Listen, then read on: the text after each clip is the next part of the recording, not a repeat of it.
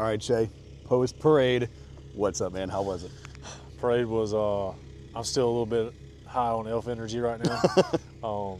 If you watch the video, you'll understand, but I had a blast with the Christmas parade, something that brings back some childhood memories to me, and being in that parade and seeing the kids out there, and we did letters to Santa. Well, we took letters from Santa in our letters to Santa box, and it was something that I'll remember for the rest of my life. And I feel like we impacted some kids and gave them some core memories that they'll remember forever. And so that's something that I'm proud to be a part of, and something that I'm hoping that we can continue as a tradition for Landscaping Unlimited every year. And we got 30 letters in our letters to Santa's box. We've got our float setting up right now at our True Value Hardware store, where kids can still come for the remainder of this week and drop off letters. So I'm excited to see how many more we get. And reading some of those letters really touched home to me. You get your typical list of, I want a dirt bike and I want gaming consoles and all that stuff, and that also touched home to me. But what stood out to me the most was the fact that some of these kids were asking for time with family as what they wanted. And so reading that kind of broke my heart a little bit, but also touched me in a way that we want to talk about it, because out here in the landscape industry, we work a lot of hours, and we're away from home a lot of the time. Particularly if you're an owner-operator, you spend a lot of time out in the field or in your office late nights, and you're away from family.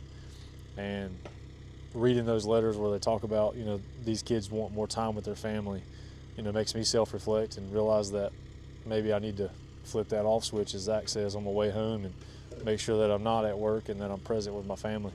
Because Zach said it best when he says the best gift you can give your kids is presence, not presents.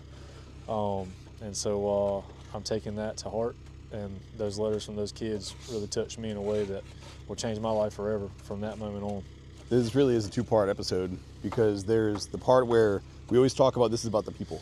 Yep. We're doing this for the people, and what better way to bring a culmination of all that we're doing than to go on a parade and promote it to people. When I say you were the best Buddy the Elf, bro, you were Buddy the Elf, and it was awesome, dude. It was full send, zero reservation, and like people will laugh, but it's like I don't know anybody else that would fully commit to that. But you knew, like, if to give these kids everything, you had to give it everything. Yeah. And you did that, and it was awesome. And I'm glad, like, if you haven't seen the photos, if you haven't seen the video yet, go check it out. It's on our YouTube, it's on all of our socials. But more than that, it's in these kids' memories. Yeah. They will always remember that. It was super cool, and I was just like pumped about that. And then so the other part of it, so we've got giving it to the people, but then there's our people. There's the family side of it. That's and when right. you sent me those letters, we were kind of looking at what the kids were asking for. I was like, dude, this is something that I've spoken about for so long. It's the cornerstone of my life and the decisions I make.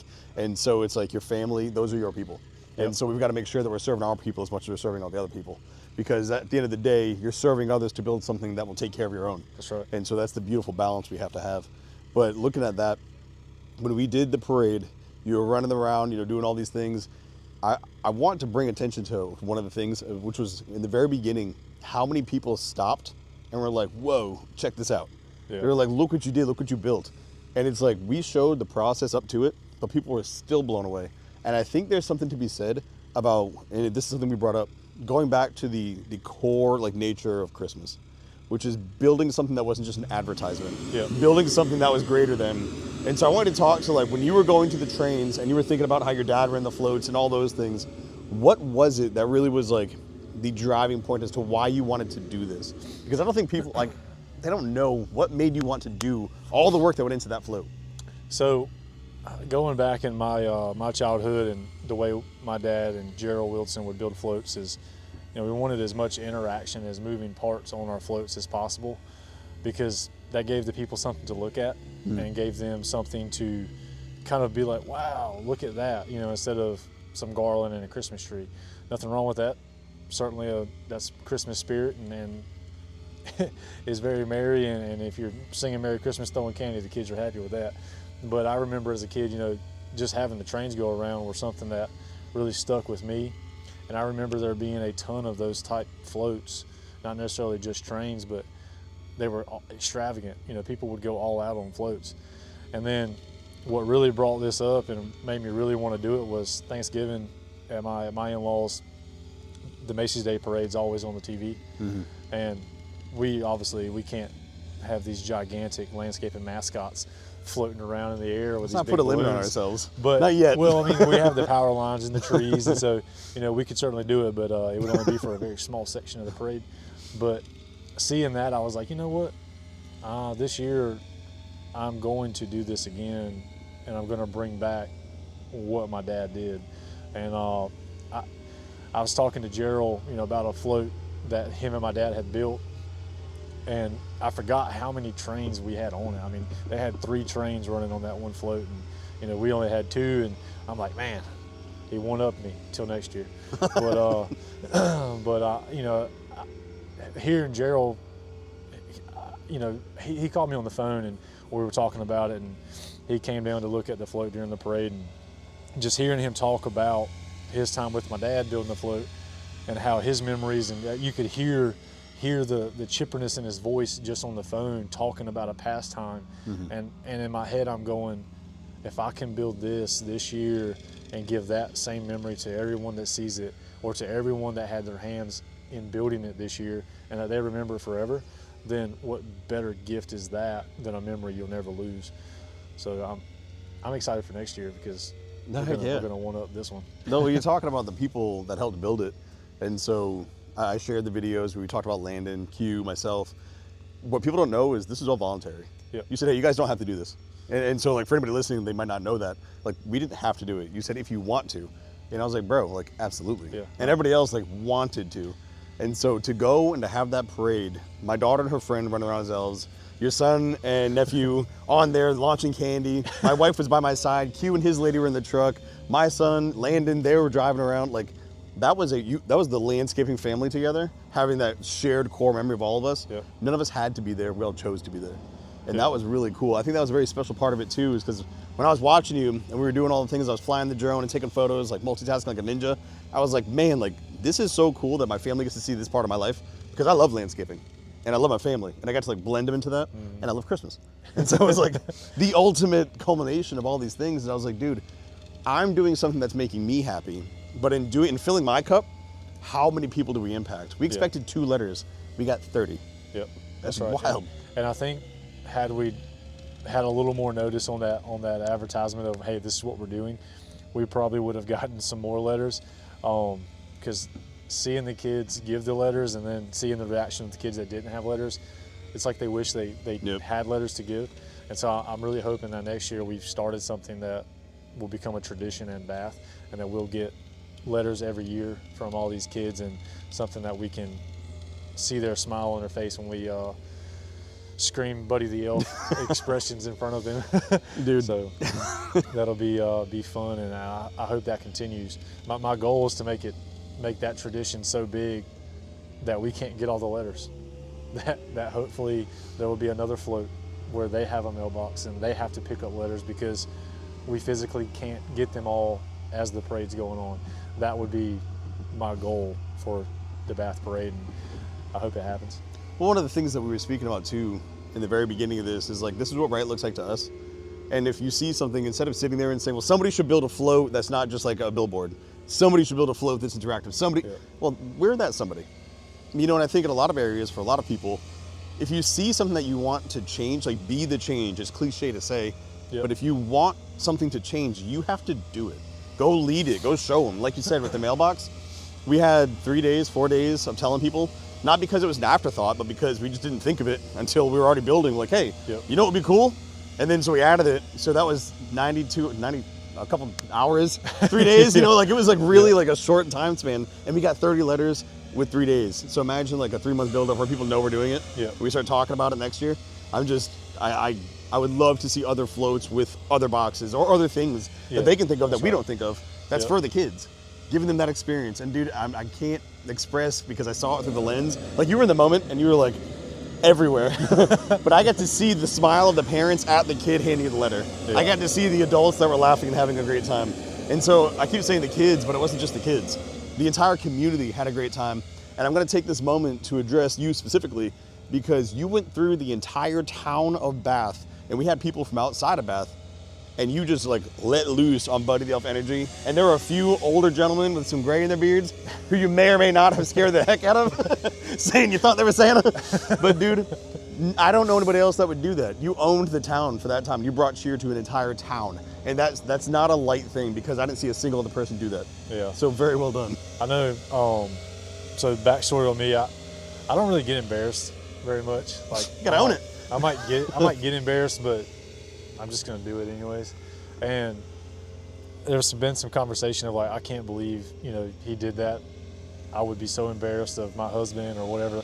Conversation with my wife last night, and my wife's response was to that person like, well, you don't know my husband. He doesn't get embarrassed. He doesn't care. And like, that's true, because like, at the bottom of all this, you have to realize like, what are you doing it for? Are you doing it for you? Because if you're doing it for you, then you're missing the whole point. And so putting on the Buddy the Elf costume and the yellow tights and running around, chippers all get out on elf energy, as I like to say, and doing all that, you know, it wasn't for me, it wasn't for the company, it was to put a smile on someone's face, and we achieved that. So embarrassment, or I'd be embarrassed of you if you did that, you know, if you were my husband or whatever, it doesn't matter to me, it doesn't matter to my wife, because the goal was to put a smile on someone's face, and we did that. So the target was met. And I'm I happy think of it. the other part of that discussion is how many people wish their dad would do that.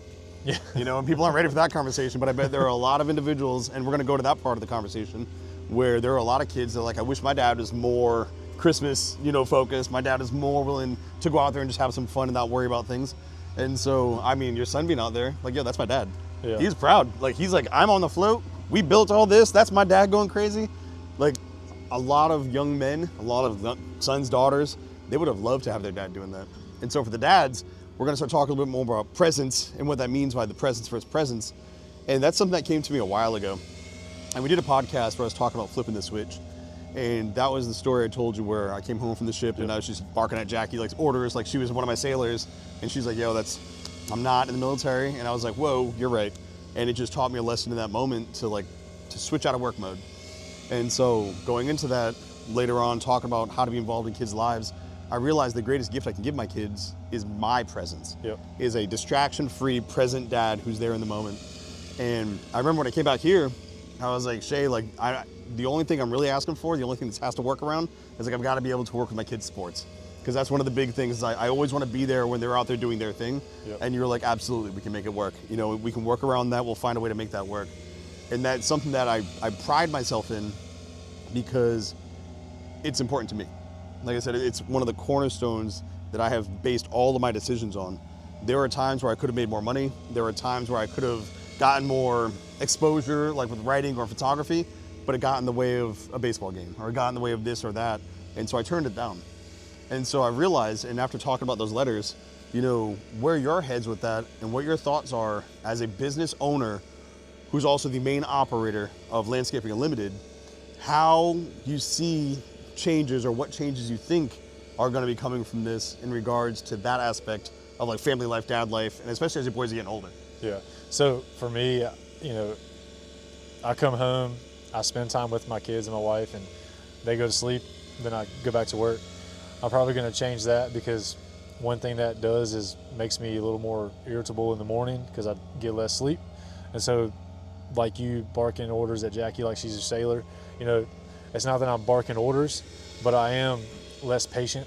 And so therefore, if my kids are, you know, wanting to do something and I've got something on my brain, then I don't do that the way I should, and I realize that. So moving forward, I'm gonna definitely try to flip that switch to where I don't take it all home with me, and when I get out of work, I'm at home, which also means that, you know, the phone calls from customers late in the evenings or early in the morning or on the weekends, I'm gonna have to turn that stuff off. And it's actually gonna be beneficial to the company, because we're gonna have set hours where it's like, you can reach me for the emergency. Obviously, you got irrigation leak and you need someone to cut it off. Obviously, call me for that. But one thing that I know it will benefit the company on is transparency and communication. If you don't call me on Saturday and Sunday, a lot of times I am with my family, and so like if you call me, I'm not in work mode, I might forget it. And I can think of 2 instances right now where someone's called me on Saturday, and I was like, I'll do this tomorrow on Sunday, and fast forward, it was Wednesday, and I'm getting phone calls. I still haven't done it. So it's, that'll help out the company that way. And also, it's going to be important that for me to do that, I put more trust in my guys. We hire more candidates that are, project manager minded and are able to run the job site rather than just be a body out here doing work. We've got some great guys with us, and so we want to hire more guys like them so that they can be assets to the team, and instead of just someone out here because we need bodies. And so, I dropped a previous podcast about hiring the right person for the job and moving forward into 2026. And we talked about this yesterday in the office, finding that right guy, and don't hire anybody except for the right person. And so that's something in 2026 Landscaping Unlimited is going to be geared towards, so that we can dedicate work time is work time and family time is for the family. There are some who will hear that and be like, oh, you've got to go. But it's often the motivated dude who's by himself without the wife and without the kids. Yeah, and they just don't understand. And so they hear that like, no, it's 24/7 grind. And I'm like, brother, I get it because I was there. Yep. But then I was married, and then I had children, and it's like, Yep. I crushed it in the Navy. But by the time I missed that Coda's first birthday, I was like, I'm not doing this. Like, this is not worth it. Yep. And how many times have you seen, they're like, oh, this successful businessman, this successful businesswoman, but they lost their family on the way to the thing. That's and right. then they find themselves at the end like, I built the empire, but I have no one to share it with. Yep. And at the end of the day, if we're doing this for our people, well, then our people have to be a part of that process. And so obviously, I think anybody listening to this who's like, oh, well, the phone's not gonna be on the weekends. Well, let me ask you, is yours? Absolutely not. Yeah. Okay, so we're having the same conversation. You're prioritizing time with your family. When you're with your family and when you're at work, you're fully at work. And I think it's an awesome thing, because that's one of the things too that I think as it comes, especially with business, it's like people will understand like you are a person. And that's one of the biggest things we're doing with the podcast and everything else is like we are people. That's right. Just like you are, and we're trying to treat you as the person that you are with your lawn, your property, your vision. We have this foundation being built for a home, and I'm like, man, I'm already thinking like, people are going to live here, and they're gonna have memories here, and they're gonna do all these things. And we're on the Pungo River. It's beautiful. The sun's setting right now. Like, this is a beautiful spot. That's gonna be an amazing property, and I can't wait to bring it to life. Yep. And like, so the people side of it is a part of what it is we're doing. It's not just digging a hole. It's so much more than that. And I think people are realizing with Landscaping Unlimited, the crew of all the guys that we're showing, it's so much more than just the dude who goes out and trims your bush or cuts your lawn. Yep. And I think an important takeaway from that is, if you decide that like obviously if you're not married, don't have kids, and you want to grind and try to get that leg up, certainly, do that. But also have it in your head and know that when that time comes, build a company that you can step back from and have someone else help you so that you can disconnect at the end of the hour. Because if not, it'll ultimately destroy your family. And you can say it won't, all you want, it will, and you won't see it right away, and by the time you do see it, it's too late. Yeah. So it's important that you build that foundation so that as you get to that point, you can disconnect some. Core memory for me, going back, my dad workaholic, worked kind of like I do now, and he got diagnosed with cancer, and ultimately that's what he passed away from. But later in his life, while he was going through treatments, he spent a lot more time at home and less on the job site. And honestly, I saw my dad the happiest, during that time, because he was around his family and he was disconnected from work and actually got to enjoy something in life. It's a shame that it happened at that time, but to me, that's a memory that I saw, and I kind of have found myself getting in the habit of just working. And now I'm thinking back on it after reading those letters and thinking back about some memories and being like, my dad spent a lot of time working, and I saw him happiest when he wasn't. So let me try to figure that out. Let me be with my family some more and disconnect from work. Another quick thing that I remember pretty close is we were in our swimming pool on the weekend, and my dad gets a phone call, and his customer didn't answer. He's enjoying time with the family. The customer actually pulls into the shop, pulls around the back, and is in our backyard trying to talk to my dad about work. And we didn't have that customer after that day.